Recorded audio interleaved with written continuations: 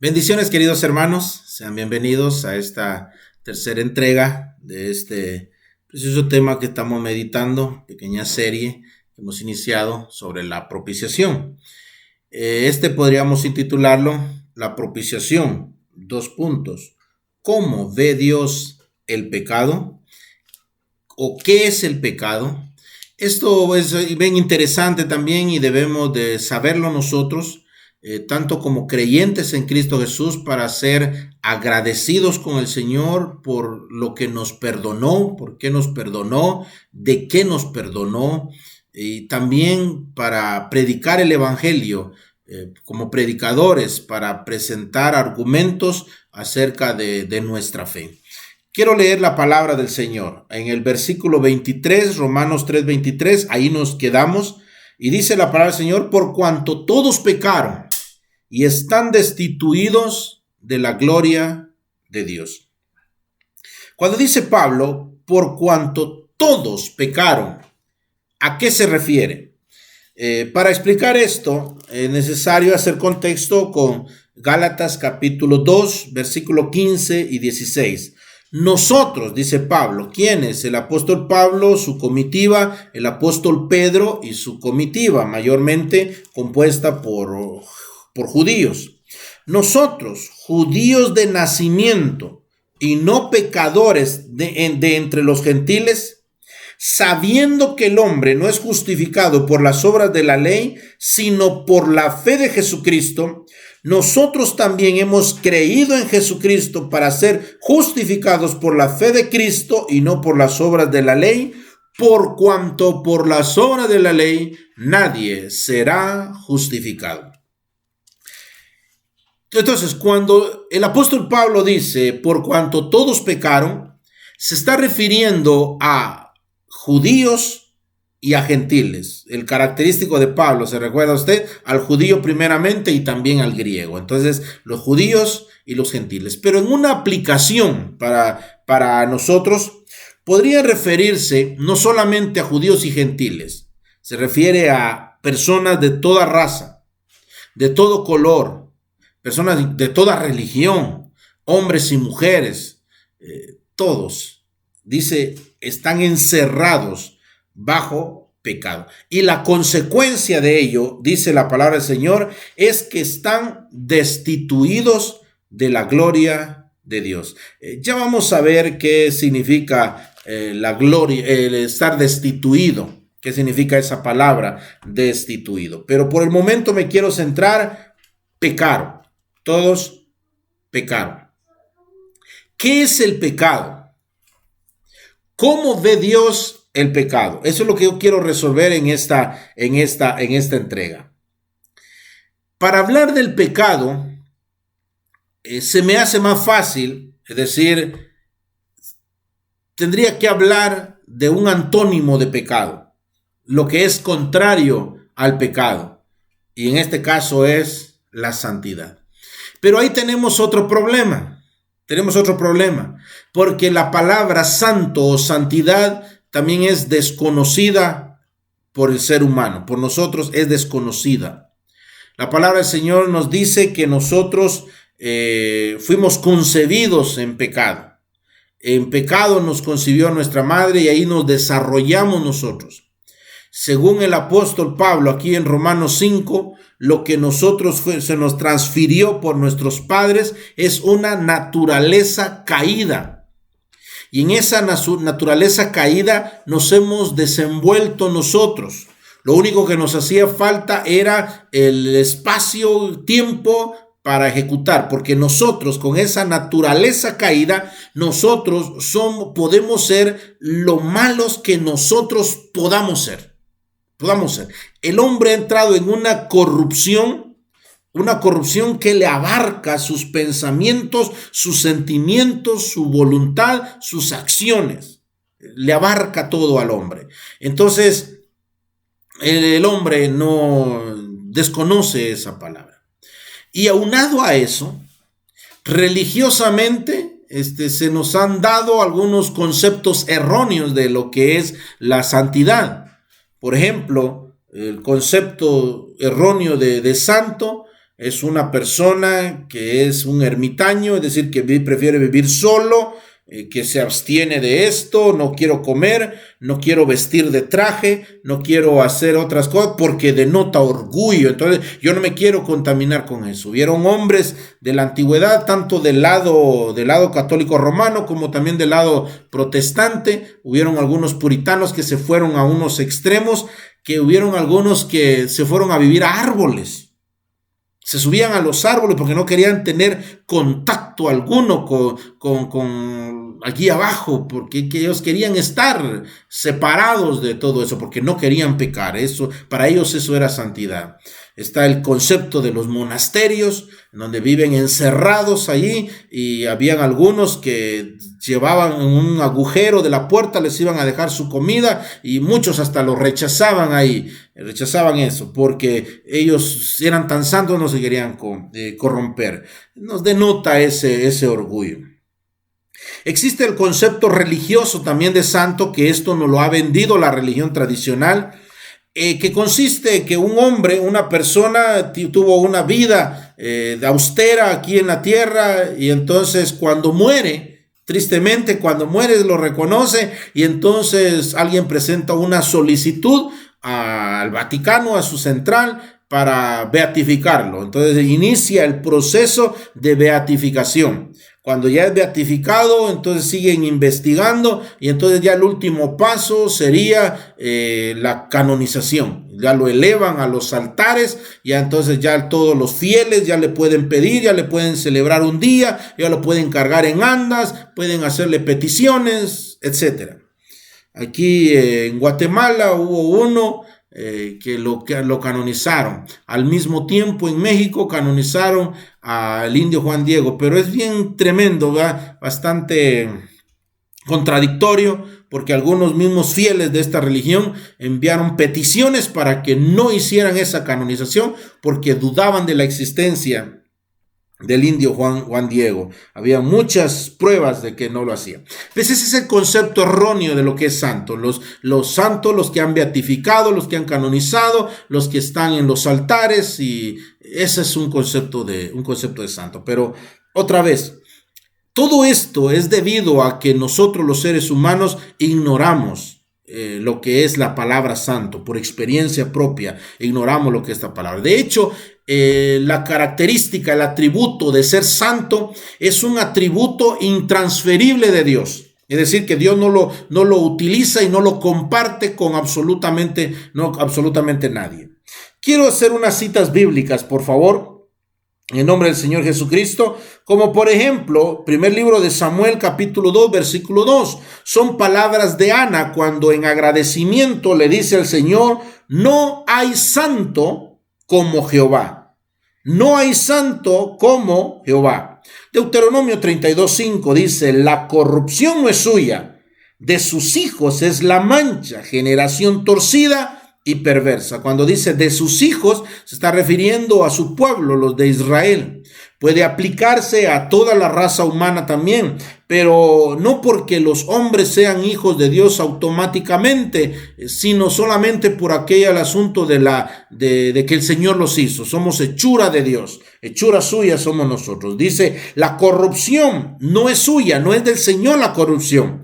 En realidad es de los hombres, es de su creación. La corrupción son una generación torcida, una generación perversa. Apocalipsis 3:4 nos es bien claro también. El versículo 4 nos dice: ¿quién no te temerá, oh Señor, y glorificará tu nombre? Pues solo tú eres santo. ¿Se da cuenta lo que la Biblia dice? Solo tú eres santo, no hay santo como el Señor. No es suya la mancha, no es suya la corrupción, sino de los hijos de la mancha, la corrupción, lo torcido, lo perverso.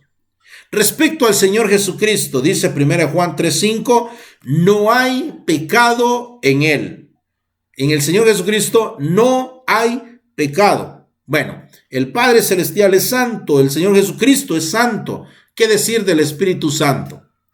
Bueno, el mismo nombre, ¿verdad? Espíritu Santo. nos habla de su carácter apartado, separado. Literalmente la palabra santo significa separado, apartado. Ahora bien, ¿qué significa que Dios es santo? Reconocer el atributo de santidad de Dios, ¿qué significa eso? ¿Qué significa para nosotros? Le había dicho que el atributo de santidad es un atributo intransferible de Dios. El trono de la gracia de Dios, lo que se alaba es su santidad. Se le dice al Señor en el Trisagión, santo, santo, santo. No dice la palabra del Señor que Él es 3 veces santo. Así solemos decir a veces, o hay predicadores que dicen esto, que Él es 3 veces santo. No creo que se esté refiriendo a lo cuantitativo del Señor, sino a lo cualitativo de su santidad. El repetir 3 veces para un judío una palabra nos denota intensidad. Él es santo en toda la expresión de la palabra, en toda la inmensidad, en toda la intensidad de esa palabra. Bueno, ¿qué significa entonces que reconozcamos que Dios es santo? Apocalipsis 3:4 nos lo dice. Dice, ¿quién no te temerá, oh Señor, y glorificará tu nombre? ¿Qué significa de que Él es santo? Significa que Él es digno de ser temido, digno de que le temamos al Señor, y otro, digno de ser glorificado. En otras palabras, podría traducirse, digno de ser obedecido el Señor. Ahora, ¿pero por qué vamos a temer y a glorificar al Señor por su atributo de santidad? ¿Por qué vamos a reconocer? ¿Por qué le vamos a temer? Quiero leer Habacuc capítulo 1 y versículo 13 para responder esa pregunta.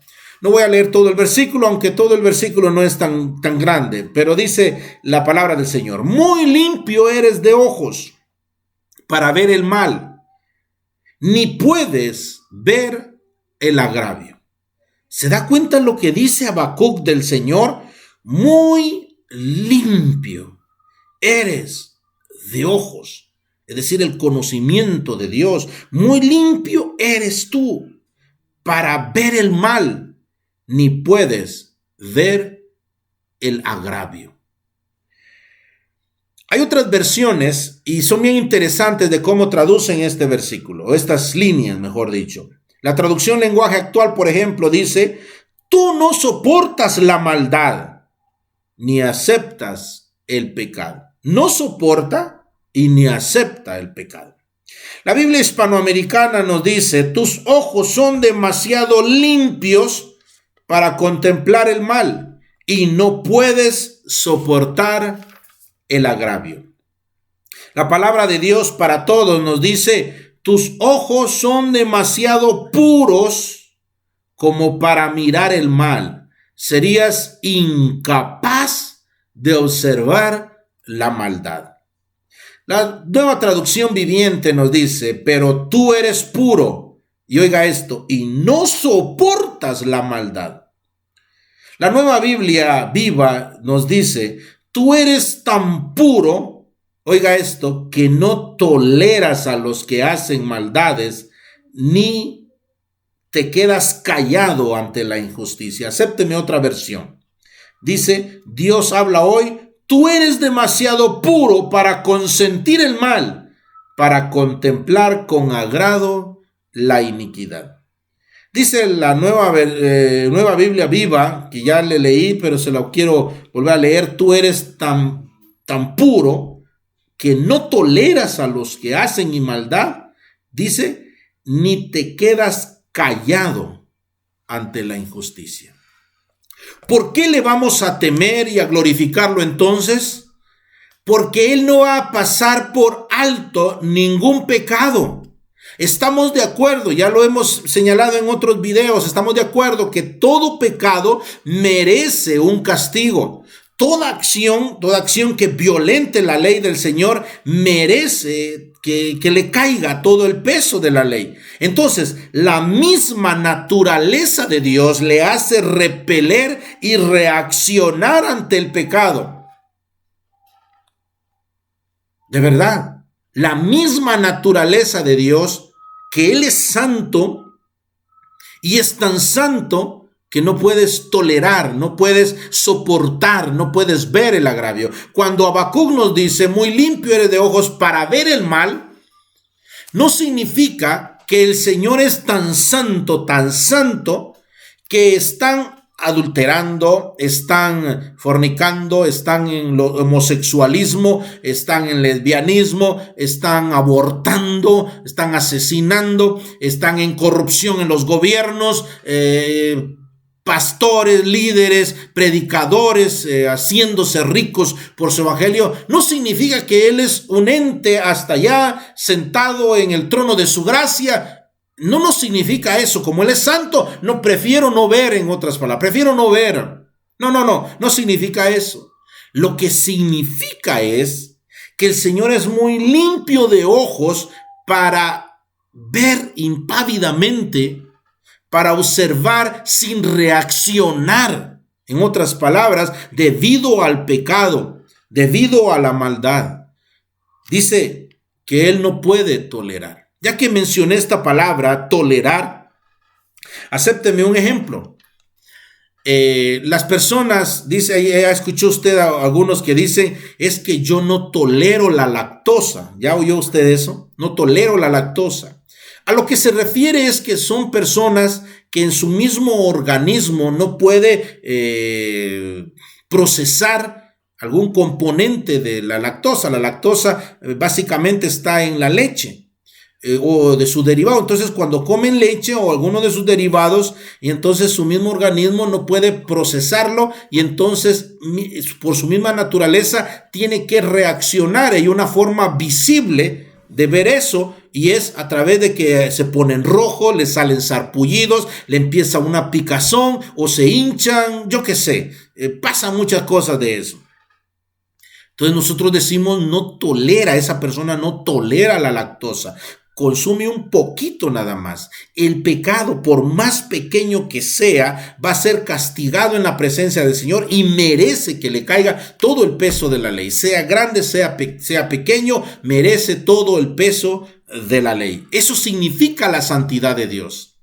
Mire, Dios es santo, y porque Dios es santo es que Él tiene que reaccionar en contra del pecado. Porque Dios es justo es que Él tiene que castigar el pecado. Porque Dios es ira es que va a condenar al pecador. Pero porque Dios es amor y porque Dios es paciente es que le está dando oportunidad al hombre para que se arrepienta. Si usted que está con nosotros, querido amigo, no ha caído el peso del pecado, todo el peso de la ley sobre usted, el Señor no ha reaccionado. Si el Señor no ha reaccionado sobre nosotros, oh Guatemala, oh todo el mundo, si el Señor no ha reaccionado todavía, no es para dormirse en sus laureles. Porque el Señor, leemos en la palabra de Dios que Él es paciente para con nosotros, no queriendo que ninguno perezca, sino que todos procedan al arrepentimiento. El Señor le está dando esa oportunidad entonces a usted. Así es de que Dios tiene que reaccionar debido a que Él es santo. Si el Señor no reacciona, entonces yo no entiendo lo que es la santidad de Dios. No. Si el Señor no tiene que reaccionar, no entendemos lo que es la santidad de Dios. Debido a la santidad de Dios es que Él reacciona. Por favor, consideremos el Salmo número 5. Salmo 5. Leemos Salmo número 5, capítulo 4 y versículo 5. No quiero perder Romanos 3, porque esa es la base de nuestra meditación. Romanos capítulo 5, leemos capítulo 4. Porque tú no eres un Dios que se complace en la maldad. El malo no habitará junto a ti. Los insensatos no estarán delante de tus ojos. Aborreces a todos los que hacen iniquidad. Destruirás a los que hablan mentira. Al hombre sanguinario y engañador abominará Jehová. Vea los términos que el Señor utiliza para el pecado.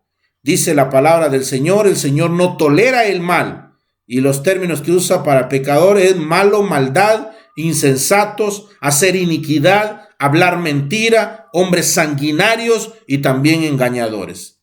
Vea las actitudes del Señor, nada halagüeñas esas actitudes, nada halagüeñas. Dice las actitudes del Señor, el Señor no se complace, el Señor, delante del Señor no habitará, no estarán delante de sus ojos, el Señor aborrece, el Señor destruye y el Señor abomina, dice la palabra del Señor, a estos pecados. El Señor es justo y entonces, por lo tanto, en todos sus caminos, como Él es justo, entonces Él va a pagar a cada uno conforme a sus obras. Salmo 145, 17 nos dice que el Señor es justo en todos sus caminos. Veamos ahora el antónimo de la santidad de Dios. Veamos el antónimo de la santidad de Dios. Probablemente este video me pase un poquito de los 30 minutos, que es donde yo he calculado un poco, pero el pecado tenemos que hablarlo ahí sí que de una manera clara, de una manera como la Biblia nos lo dice. ¿Qué es el pecado? Primera de Juan capítulo 3 versículo 4 al 5 nos da una definición. La mejor forma de entender una palabra es buscar su definición. Y cuando esa definición está contenida en la palabra del Señor, es más confiable, ¿no es cierto? Es más confiable. Y la Biblia nos define el pecado. ¿Qué es el pecado? Dice la palabra del Señor. Todo aquel que comete pecado infringe también la ley. Pues el pecado es infracción de la ley. Todo el que comete. La palabra griega para cometer es poieo, que en el original lo que nos denota es practicar, es procurar, es estar habituado, es ser constante. De hecho, una de las acepciones de esa palabra es manufacturar. Manufacturar. ¿Ya vio usted esas empresas donde hacen envases o otras cosas más? Pensemos en los envases. Entonces vienen y han perfeccionado su maquinaria que están haciendo y todos los moldes se parecen de tal manera que todos sus productos, mejor dicho, son de la misma forma, Esa es la idea de manufacturar, la idea de todo igual, es persistir, es hacer, es estar constante, es habituado. El día de mañana lo mismo va a hacer esa empresa, el día de pasado mañana, el siguiente mes, la misma forma, es estar habituado. Por eso nos dice que todo aquel que comete, está habituado, practica el pecado. Mire, véngame con que no, es que yo soy creyente en Cristo y la salvación no se pierda, pero usted está cometiendo pecado, está habituando en el pecado, pues déjeme decirle, usted es un adúltero si está habituado en el adulterio, usted es un borracho si está habituado en la borrachera, usted es así. Entonces la palabra del Señor nos dice que los que practican tales cosas no heredarán el reino de los cielos. Sáqueme todo lo que usted quiera, pero si usted está habituado en eso, la palabra del Señor nos dice que el que comete pecado infringe también la ley. ¿Qué es el pecado? Es la infracción de la ley. Infracción o infringir viene del griego anomía. Su base es anomos. La palabra a es sin y nomos significa ley, pero es una persona que es sin ley, en otras palabras, sin ley. Pero es que no significa que no tenga ley, que no exista ley, ni que exista un legislador, sino que es una persona que anda como que si Dios no estuviera, como que si Dios no hubiese dado su ley y como que si Dios no lo va a llamar a cuentas. Es una persona que anda a sus anchas, a pesar de que Dios está, a pesar de que Dios dio su ley, a pesar que Dios ha dado su norma. Es una persona que anda de esa forma. Entonces, el pecado es infracción de la ley, es decir, una persona que anda como que si no hubiese ley. Permítame ver. Y mi pregunta principal es, ¿cómo ve Dios el pecado. Las Sagradas Escrituras y los escritores de la palabra del Señor, en un esfuerzo literario, nos tratan de describir a nosotros con figuras, ahí sí que humanas, propias de esta tierra, naturales, comunes. Entonces, los escritores de la Biblia tratan de describirnos a nosotros, otra vez en un esfuerzo literario, de decirnos cómo ve Dios el pecado. Y a propósito, ¿cómo ve Dios el pecado? Ezequiel, por favor, el libro del profeta Ezequiel, capítulo 36, ahí encontramos una primer figura. Dice la palabra del Señor, Ezequiel 36, 17. Mire el versículo 16, es un dictamen del Señor. No es tan siquiera de Ezequiel, él en su criterio, yo así pienso. No, es el Señor. Vino a mí palabra de Jehová diciendo, o sea que es el Señor quien está dando ese dictamen. Hijo de hombre, mientras la casa de Israel moraba en su tierra, la contaminó con sus caminos y con sus obras. Oiga esto, como inmundicia de menstruosa fue su camino delante de mí. Una primer figura que el Señor utiliza para describirnos el pecado y para que nosotros entendamos el pecado, dice la palabra del Señor, como inmundicia de menstruosa. O sea, el Señor ve el pecado como nosotros miraríamos el menstruo. Le pregunté a dos damas, dos féminas, y este no es un comentario misógino, no es un comentario machista, para nada. Otra vez, ese esfuerzo literario del Señor y de sus escritores para hacernos entender cómo ve Dios el pecado. Le pregunté a dos féminas qué es o qué piensan ellas en cuanto a menstruación. Y mencionaron acerca de un disgusto, guácala, mencionaron esta expresión, es decir, algo vomitivo, algo que no es agradable, algo de lo cual no se está orgulloso. Y dentro de ello también asentaron las dos diciendo que les recuerda una maldición. Así como no está orgulloso, mire, esto es tan natural. Pero es tan natural esto que muchas veces nosotros los varones no nos damos cuenta de nuestro consorte femenino que están que están padeciendo en ese periodo, en ese tiempo que les viene cada mes. Muchas veces no nos damos cuenta porque ellas guardan tanta pulcritud para que nosotros no nos demos cuenta, porque es algo de lo cual ellas no lo van a expresar, no lo quieren mencionar. Y dice el Señor, pues yo así veo el pecado, como menstruo, es decir, como mujer menstruosa. De hecho, cuando Isaías 64:6 nos dice, todas nuestras justicias son como trapos de inmundicia en el hebreo, eso quiere decir trapos de menstruo. Está en la palabra del Señor. Entonces, nos denota eso. Ahora, ¿a qué pecados específicos se refiere? Mire el versículo 18. Y derramé mi ira sobre ellos, oiga, por la sangre que derramaron sobre la tierra, porque con sus ídolos la contaminaron. Se refiere a dos pecados específicos. Por un lado, el derramamiento de sangre, el asesinato.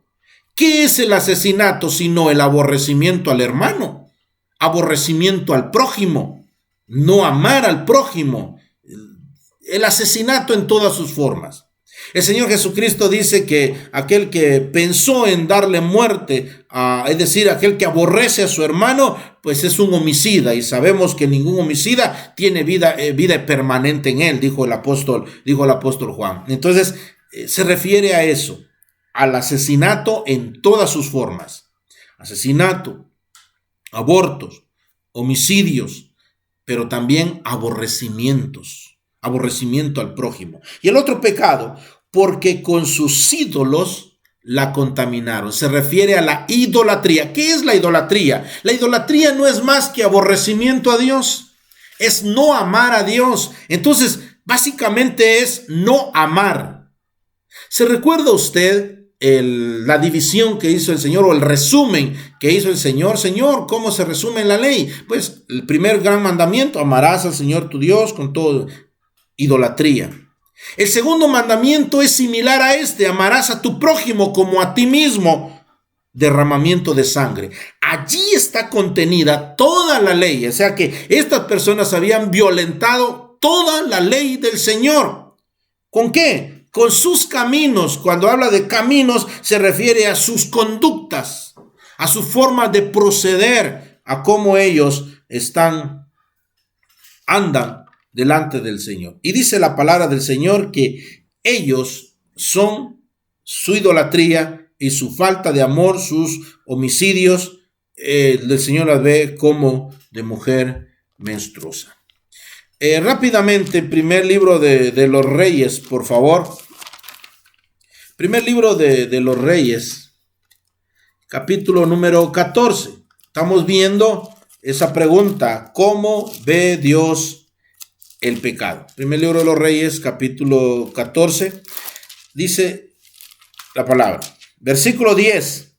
Por tanto, he aquí que yo traigo mal sobre la casa de Jeroboam, y destruiré de Jeroboam todo varón, así el siervo como el libre en Israel, y barreré la posteridad de la casa de Jeroboam como se barre el estiércol hasta que sea acabada.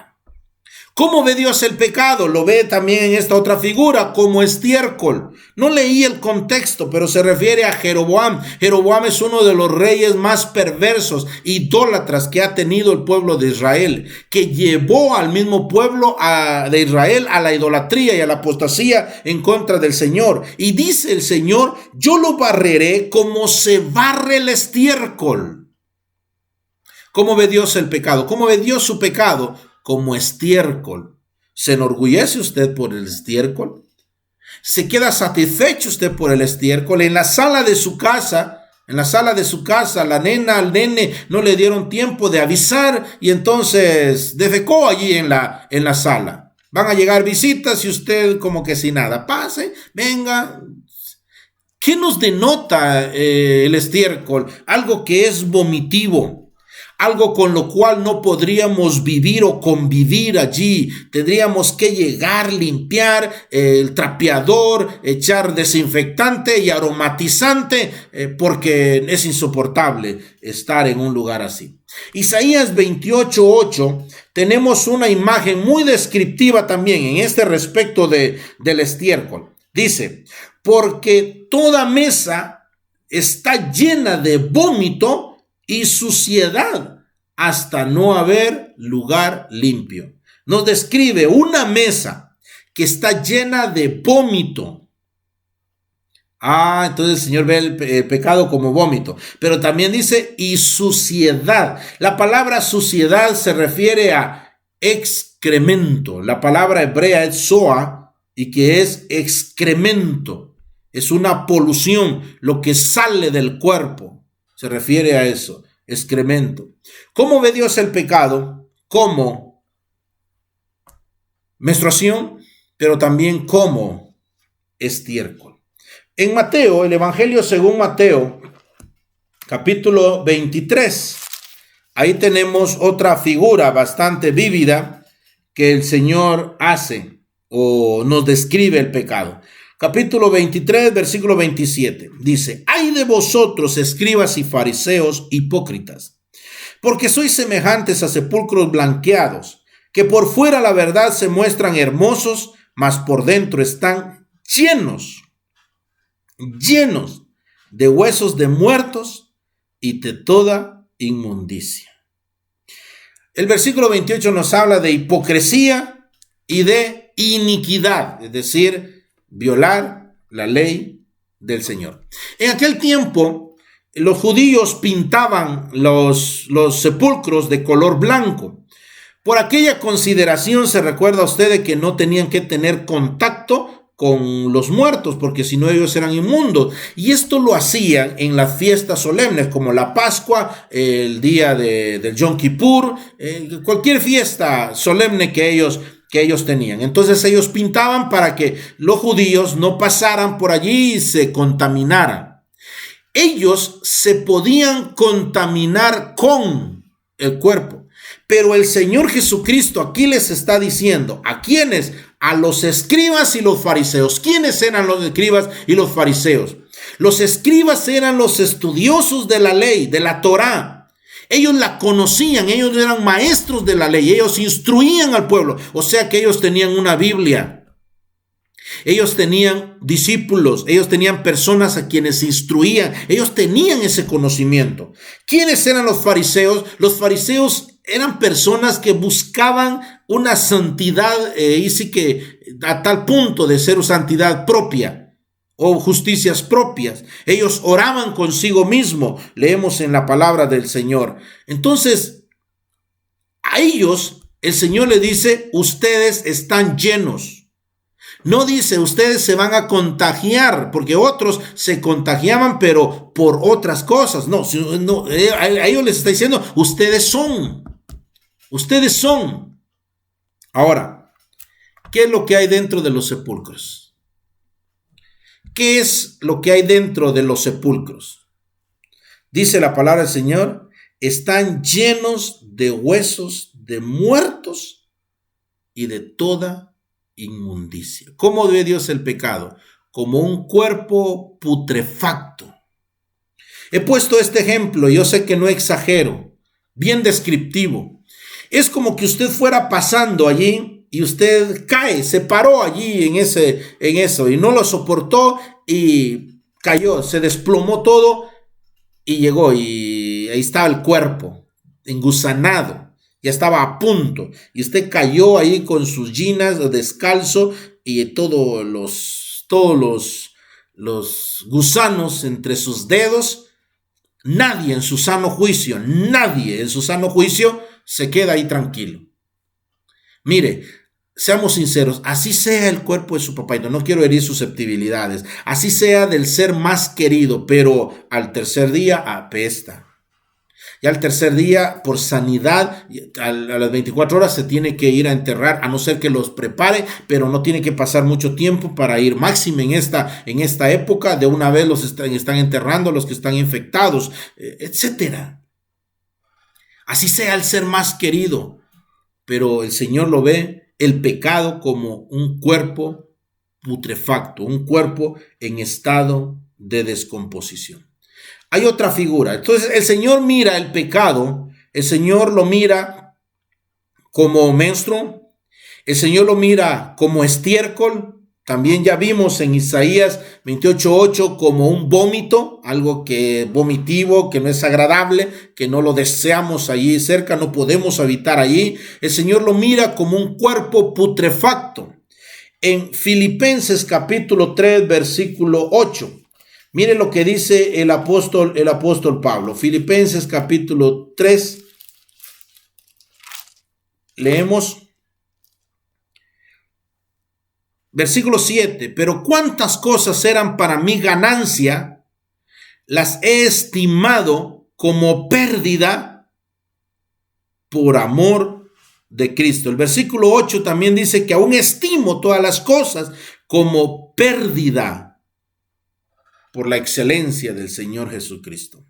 Esa palabra griega, pérdida, en el griego es escobulón, y puede ser traducido como basura. Antes, cuando era niño y yo me encontraba con este pasaje, yo tenía problemas de interpretación, porque yo iba con el conocimiento que yo tenía. Mi mami normalmente me decía, me ponía, una de mis tareas era que yo barriera el patio, y en el patio había unas plantas, sus flores y unos pinos. Entonces, cuando yo leía eso en la versión antigua, la tengo como basura, entonces yo pensaba la hojarasca. No se refiere a la hojarasca, lo que botan los árboles. En realidad, esta palabra escobulón literalmente significa lo que se tira a los perros.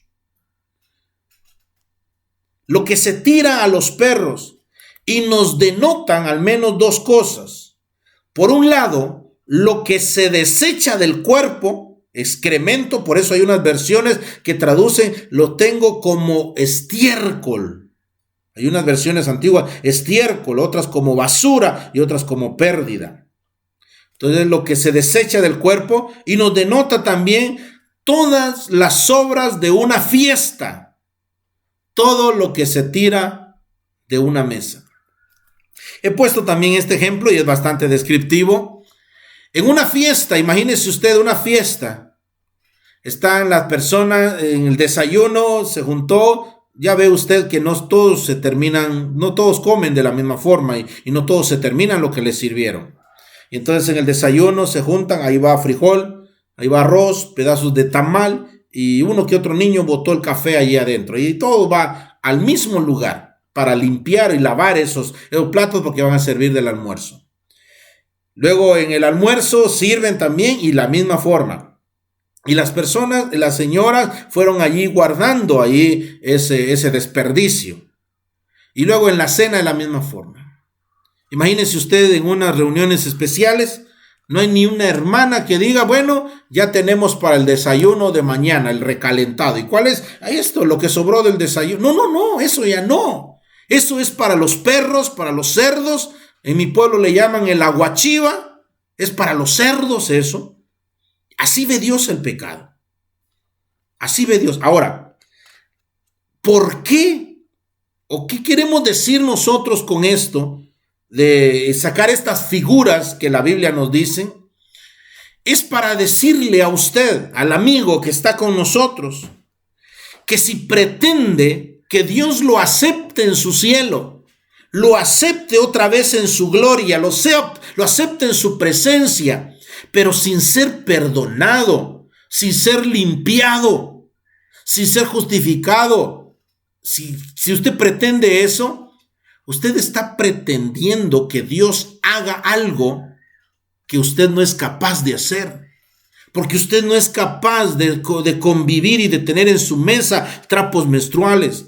Usted no es capaz de convivir ahí en su mesa y de comer en su mesa donde hay estiércol. Usted no es capaz de comer donde hay vómito. Usted no es capaz de convivir donde hay cuerpo putrefacto. Usted no es capaz de comerse la guachiva. Usted no es capaz de eso. Entonces, pretender que Dios acepte a esa persona, si Dios es tan bueno, ¿por qué tiene un lugar como el infierno? Mejor preguntémonos. Si Dios es tan bueno, es tan santo, ¿por qué no lo va a tener? ¿Cómo es posible que pretendamos que Él no va a enjuiciar a los hombres conforme a sus obras? Pero es tan bueno que le ha dado la oportunidad al pecador y se la sigue dando a usted también. Es tan bueno el Señor que le da la oportunidad a las personas. Nos está dando esa oportunidad. Volviendo a Romanos, capítulo 3, mire la consecuencia del pecado. La persona está destituido de la gloria de Dios. Esta palabra, destituido, es ustereo en el griego, es ser inferior, es ser deficiente, padecer necesidad. El pecador sin Cristo continúa en su deficiencia delante de Dios. El hombre es deficiente para pararse en la presencia del Señor. El Salmo 134, si no estoy mal, nos dice, si mirares a los pecadores, ¿quién podrá sostenerse en pie? ¿Quién se va a mantener en pie? El hombre sin Cristo está deficiente. El hombre con Cristo Jesús, entonces está completo para que el Padre Celestial lo acepte en su presencia. Entonces, aquí en este versículo vemos nosotros que el hombre es deficiente. Por lo tanto, está destituido de la gloria de Dios. Es deficiente para pararse y para estar plantado en la presencia del Señor. No puede el hombre. Pero cuando nosotros éramos débiles, a su tiempo el Señor murió por los impíos. Estar en pecado es estar bajo la ira de Dios. Juan 3:36 nos dice que el que cree en el Hijo tiene vida eterna, mas el que rehúsa creer en el Hijo no verá la vida, sino que la ira de Dios está sobre él. Está sobre él. Es estar en condenación. Juan 3:18, el Evangelio de Juan 3:18 nos dice que el Señor vino para no condenarnos, sino para que seamos salvos por él. es estar muerto o incapacitado de la vida de Dios, de la vida eterna. Aquí en Romanos 6:36 nos dice que la paga del pecado es muerte, es condenación, es estar bajo maldición. Dice Mateo 25:41. Entonces el Señor les dijo a los de su izquierda, los cabritos: apartaos de mí, malditos, al fuego eterno preparado para el diablo y sus ángeles. Esa parábola es muy preciosa y el Señor les dice: malditos. Yo había mencionado anteriormente, un video anterior, el Señor se hizo maldición, no porque Él fuese maldición en sí mismo, sino porque llevó la maldición de todos los malditos, esto es, a saber, nosotros. Y esta expresión está basada en este pasaje. Malditos. Ellos están en esa maldición por su pecado. Entonces, pretender que Dios acepte al pecador sin ser limpiado es pretender que Él haga algo que el pecador no está dispuesto a hacer. Alguien dice entonces, si Dios es bueno, entonces ¿por qué hace un lugar como el infierno? Mejor planteémonos de otra forma. Si Dios es tan bueno y tan justo como lo es, ¿cómo pretende usted que no juzgue las conductas de los hombres y no tenga un infierno entonces? ¿Cómo pretende usted que los violadores, los asesinos, los pecadores, los que violentan su ley, pueden vivir impune entonces para toda la eternidad? No, tienen que pagar. Pero Dios es amor. Dios es amor y por eso les está dando una oportunidad. Y el Señor se la está dando a usted también. Quedémonos acá y más adelante vamos a resolver una interrogante. ¿Dios justificando al culpable? ¿Cómo es que Dios justifica al culpable? Parece una paradoja aquí. Parece una paradoja. Si ya hemos dicho que Dios va a castigar toda obra, entonces, ¿cómo es que Dios justifica a algunos? Pero eso lo vamos a ver más adelante cuando volvamos a reunirnos otra vez para tratar este tema muy interesante para nosotros. Por el momento, que el Señor nos bendiga por medio de su santa y bendita palabra. Amén.